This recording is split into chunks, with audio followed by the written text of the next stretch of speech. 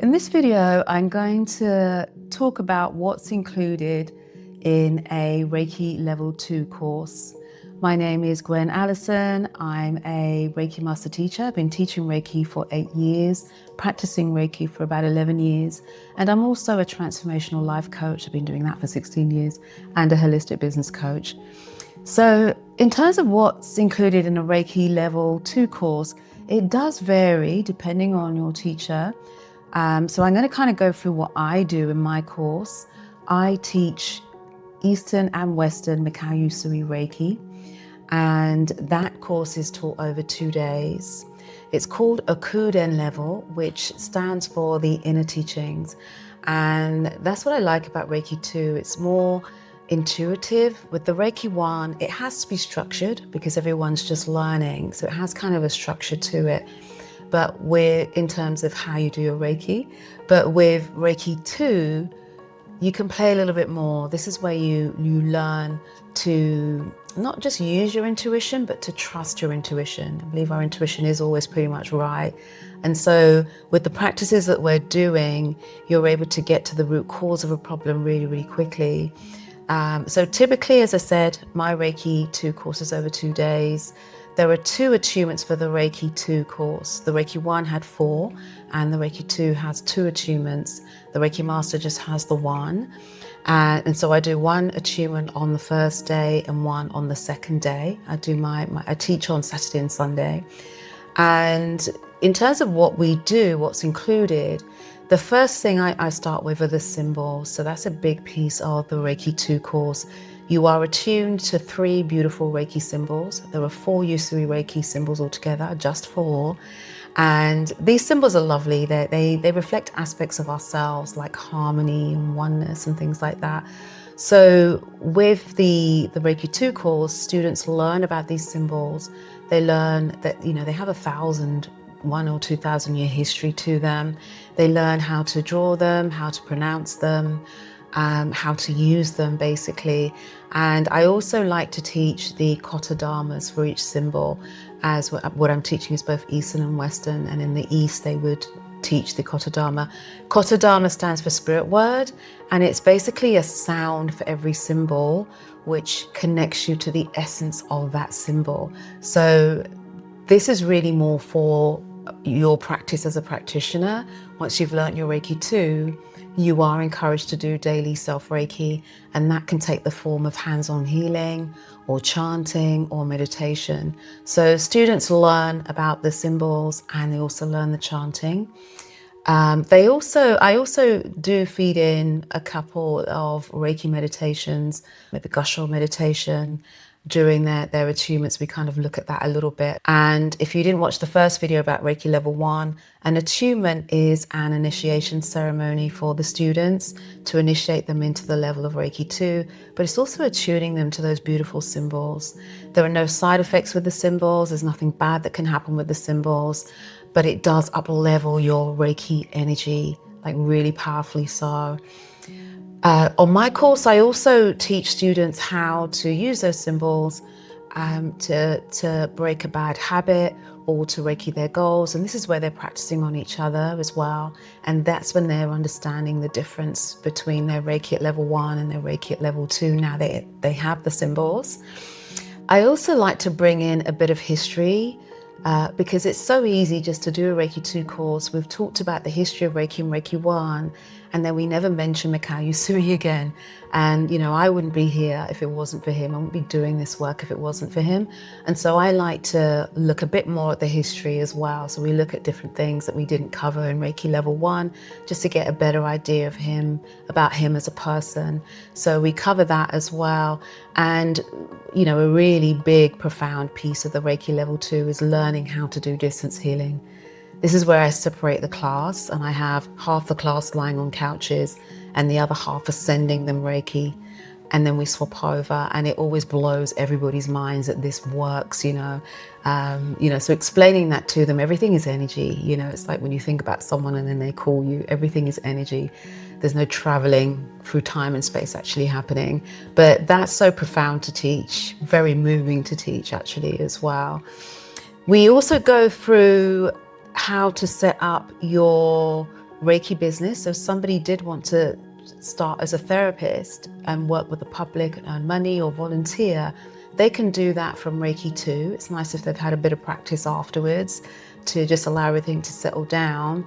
But, it's nice to give them some pointers about how to do that, how to start their own business. So we totally cover that as well. And a big piece is also the code of ethics. If you're going to be unleashed to the public, you really need to know about the guidelines, the official guidelines released by people like the Reiki Council, the CNHC, and the various associations and federations that we all comply with to ensure that our client is safe and that we're also safe as well. So we go through that too, so people kind of know what they should and shouldn't be doing with their sessions. So the other thing I bring in is because it's again, I love the Eastern side, and so there are some beautiful intuitive techniques that get you straight to the root cause of the problem. So you don't have to maybe go to each chakra like you were doing in Reiki 1. You have some techniques that get you straight there, and one might be body scanning. There's plenty of others there as well, but there's 2 really wonderful techniques that I cover. And what that does is it also allows my students to build confidence in themselves and in their intuition, as I said at the beginning. When they go somewhere where they're guided, and then afterwards, when they exchange feedback with the person they're working with, and they say, oh yeah, you went straight to the knees. I damaged my knee 4 years ago and it still hurts. That's just wonderful for them, So, but these techniques are great, again, because it makes us understand that we're working with this beautiful energy, that we are also spirit energy. We're not separate from that, and so everything is energy. As I said, there's no time, space. So we cover that in the Reiki Level 2. Yeah, so that's what we do. Well, that's what happens in my Reiki Level 2. As I said, it might vary from person to person. My Reiki Level 2 courses are accredited by the CNHC, the Reiki Federation, Reiki Association. So they comply with the National Occupational Standards for Reiki, which is important if you are actually planning to become a professional. I do also run a professional program, which includes Reiki 1 and 2. And this program allows you to be verified by the CNHC.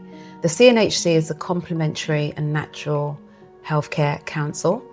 And they were set up a few years ago by, I guess, initially by the government to regulate various complementary therapies, including Reiki, massage, Bowen's, Indian head massage, reflexology, things like that. There's about 16 different complementary therapies that come under this. And the CNHC have published guidelines for these treatments, for these modalities, what they should be doing, what shouldn't be doing, like a code of ethics, really, code of conduct, and any contraindications are in there as well.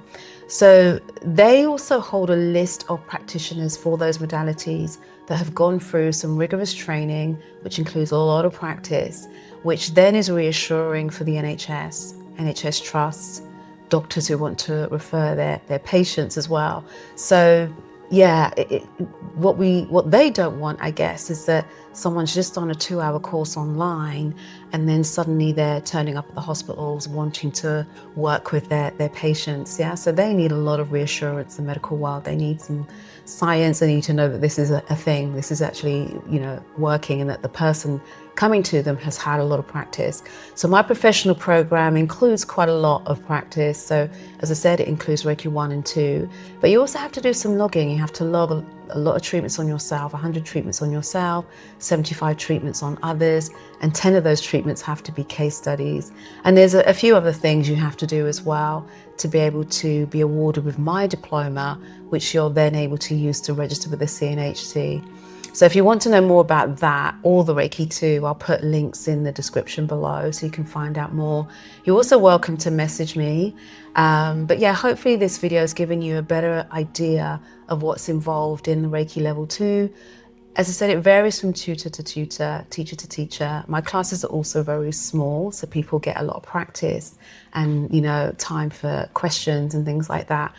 So do thoroughly look into the course that you're looking at, check their website. You might want to book a call with the person that you're planning to learn from, the Reiki master teacher you're planning to learn from. And as I said in the video I did about the Reiki Level 1, it is important that you align with their energy. This is important work that you're doing, so I think that's crucial and non-negotiable. You have to kind of really feel like you're in alignment with that person. So these are the things that help. I'm hoping that help you if you're looking at choosing a Reiki Level 2 course. Maybe you did your Reiki Level 1 a long time ago. Reiki Level 1 is a prereq to Reiki Level 2. You can't just jump into Level 2. But yeah, totally put any comments, any questions in the comment section below, and I'll answer them as quickly as I can. But as I said, I'll also put a link to the Reiki 1 video and the Reiki Master video below, so you can check those out and see if they're for you. I'm based in London, so if you are looking to learn from me, which I'd love, it'd be wonderful. I do have students that fly in from all over the world, and they'll stay at an Airbnb somewhere overnight, and they'll come and learn from me. But I know that's not always possible for everybody. So, I'm just making sure you've got some lovely tools to find the right person for you. But as I said, any questions, let me know. If you enjoyed this video, remember to like it, subscribe please to see more videos like this, and also share it with anyone that you think might use this right now. But yeah, until the next video, the next one I'm doing after this is the Reiki Master video, so do look out for that one if you're interested, but I'll put a link here. Thank you, bye.